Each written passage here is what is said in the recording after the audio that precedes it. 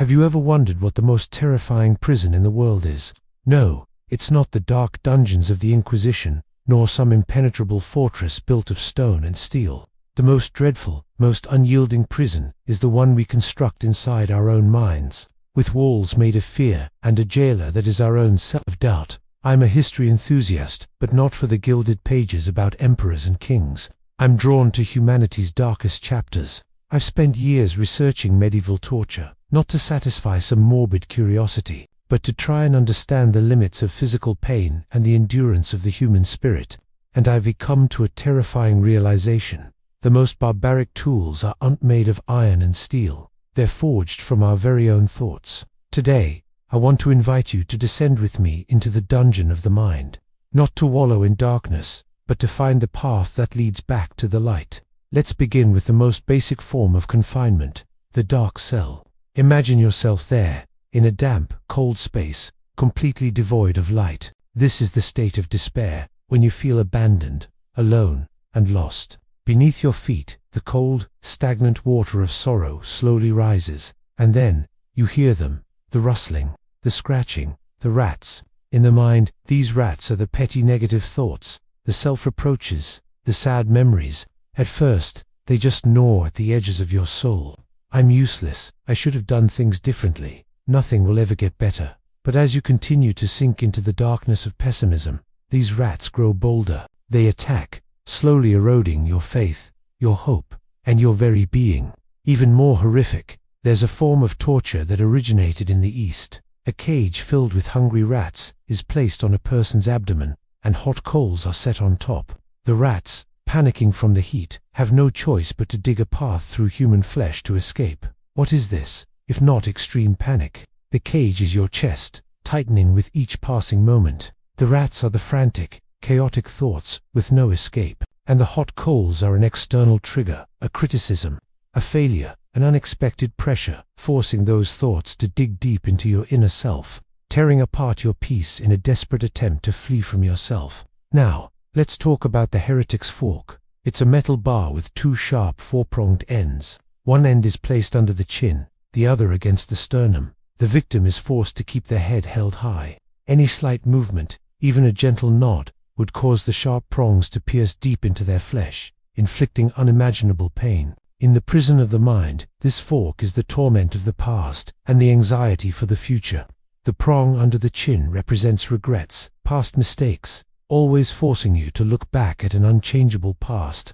The prong on the sternum represents worries, grim future scenarios, pinning you down. You're stuck in between, unable to bow your head to face reality, unable to live in the present moment, because any movement of the mind only brings more pain. Then there's the Spanish donkey, a sharp, triangular wooden block. The victim is forced to sit astride its peak, sometimes with weights tied to their feet to increase the pressure. The entire body's weight is concentrated on a single point, a pain that slowly tears them apart.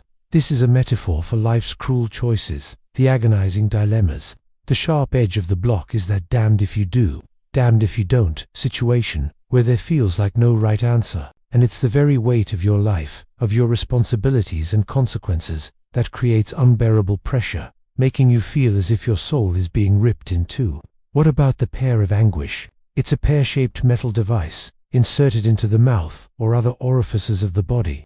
When the torturer turns a screw, its metal leaves expand, destroying internal organs from within.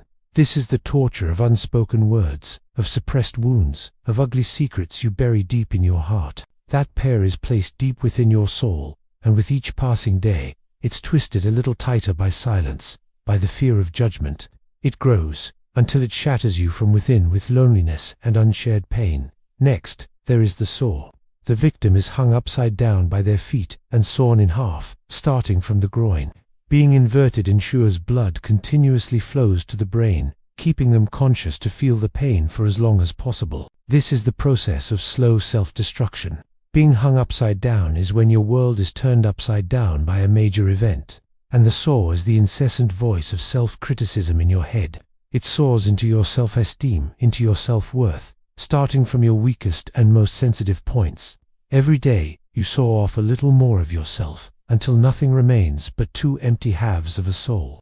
Speaking of being overwhelmed, we have two forms of water torture. First is the water cure, where the victim is forced to drink an enormous amount of water, leading to electrolyte imbalance, brain dysfunction, and potentially a ruptured stomach.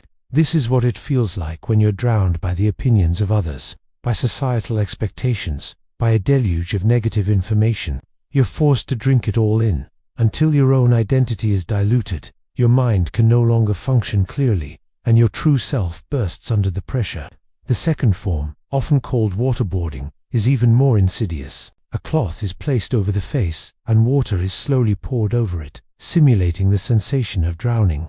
The cloth is the filter of anxiety. It transforms a small trickle of unease into a flood of extreme terror, making you suffocate in your own fear, even though in reality you are still breathing air. Finally, the most barbaric is the intestine crank. The victim's abdomen is cut open, and their small intestine is hooked to a crank. The executioner slowly turns it, pulling their internal organs out until death. This is betrayal, the ultimate betrayal, from someone you trusted most, or from yourself when you abandon your core values. The intestines are your instincts, your deepest beliefs, the very foundation of who you are, being slowly pulled out. That's the feeling of watching your worldview collapse, seeing everything you once believed in slowly, painfully destroyed, until nothing is left inside you. I know these images are horrifying, but I'm not telling you this to sow fear. I'm telling you this so you can see that you are not alone in your struggle. These torture tools, though they bear different names, have existed and continue to exist in the minds of so many people. But here is the most crucial difference. Medieval prisoners had no key, they had no escape, but you and I, we do.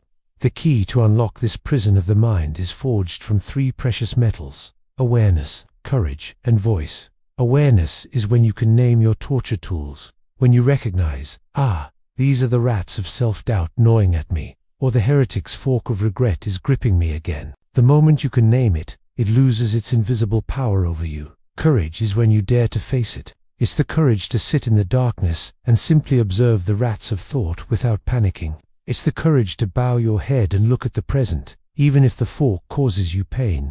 It's the courage to step down from the wooden horse of cruel choices and accept that sometimes there is no perfect path. And finally, voice is the ultimate weapon.